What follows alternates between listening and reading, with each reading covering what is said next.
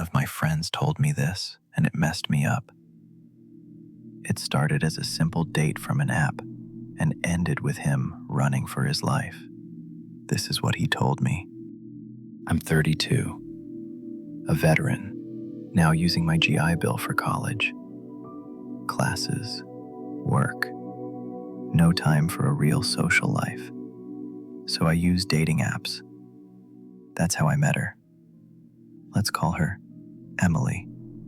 Cute, same age, pictures with her cat, coffee on the windowsill. We clicked fast. Messages felt real, not shallow. After a few days, she suggested drinks. A bar restaurant halfway. Public. Neutral. Perfect. She was even prettier in person. Dark hair, sharp eyes, confident. The kind of confident that pulls you closer. We talked. Easy. She told me she worked at a police station.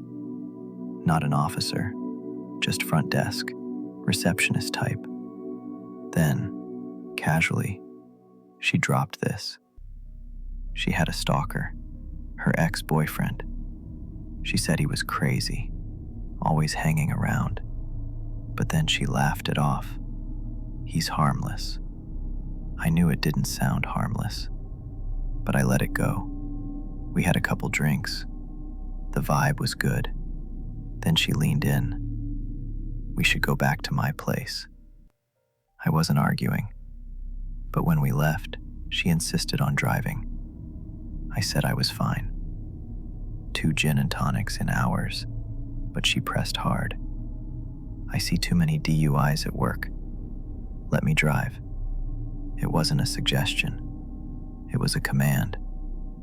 And stupidly, I agreed. I left my car behind. That choice still haunts me. Her street was dark, quiet, suburban. She parked, walked up, and just opened the door. No keys, no unlocking, just open. That stopped me cold.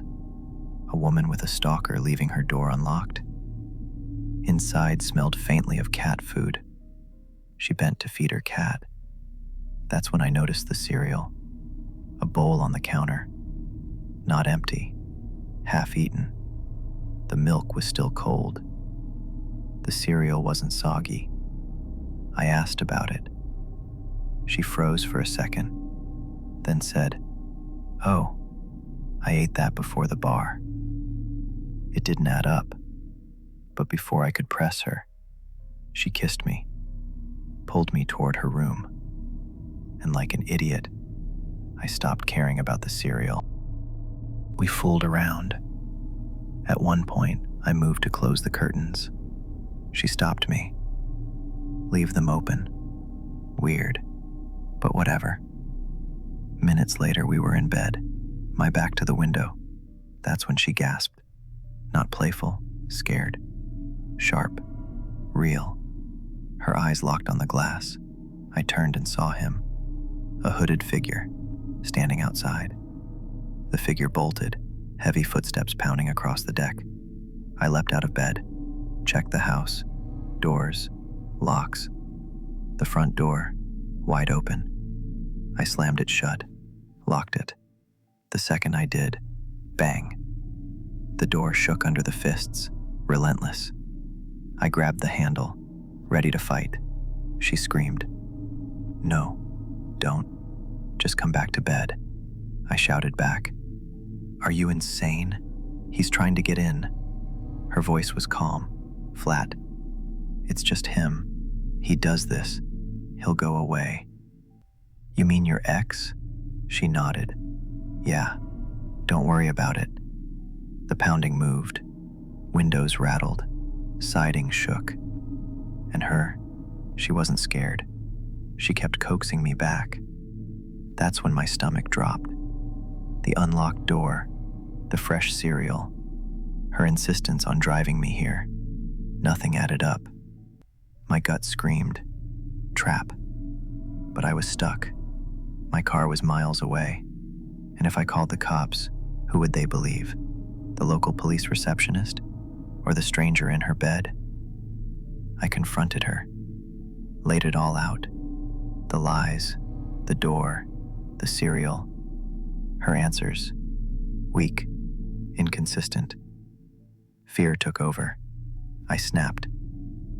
If this is a setup, if this is some kind of robbery, I will kill you both. I'm not proud of saying it, but fear makes you say things. I needed her to know I wasn't prey. Quietly, I ordered an Uber. Didn't tell her. I stalled, kept her talking, stayed by the front door, shoes and jacket still there. Thank God. The pounding stopped.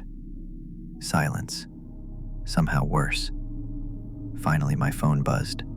The driver was outside.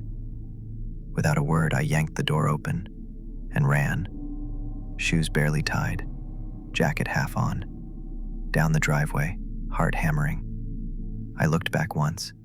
She stood in the doorway, still, watching me, expressionless. In the Uber, the driver asked if I was okay. I couldn't even speak. On the way back, I reported her account, told the bartender what happened. It's been a month, and I still don't know what I walked into. A stalker ex? A robbery setup? Something darker? The truth is, I'll never know. But I do know this. I'm a 9-year Navy vet, and I have never felt fear like I did in that house. So when people ask why I don't use dating apps anymore, I just tell them. Sometimes, the scariest monsters don't wear masks. They just leave the door unlocked and wait.